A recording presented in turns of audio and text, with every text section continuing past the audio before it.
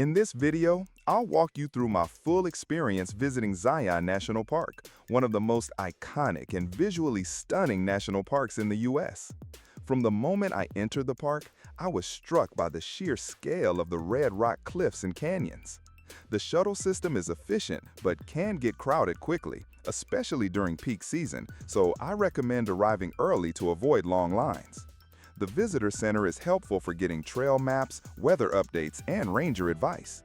I started my trip with the Riverside Walk, which is an easy and scenic trail that leads up to the beginning of the Narrows. The Narrows itself is a unique hike through the Virgin River. It requires proper footwear and a walking stick, and it's best to check water levels and flash flood warnings before heading in. I found it breathtaking but also challenging due to the slippery rocks and cold water.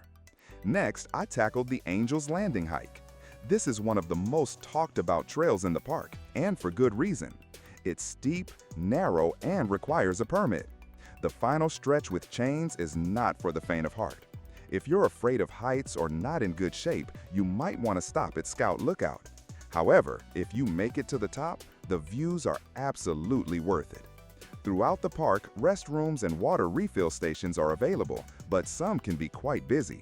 Cell service is spotty, so download offline maps in advance. Lodging inside the park is limited and books fast, but Springdale offers many hotels and dining options just outside the entrance. Parking is extremely limited, so I highly suggest using the shuttle system from Springdale if you're not staying inside the park. Many useful links you can find in the description. One aspect I found frustrating was the crowd control. Even on weekdays, many trails felt congested, and it sometimes took away from the sense of peace you'd expect in nature.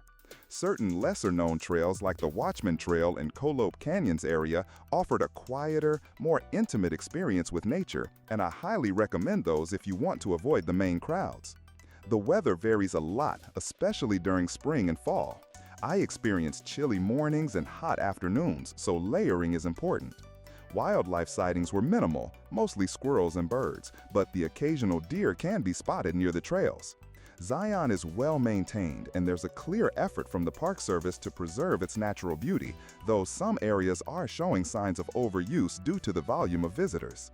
Overall, Zion National Park is a place of unmatched beauty, but it's not without its downsides, overcrowding and logistical challenges being the main ones.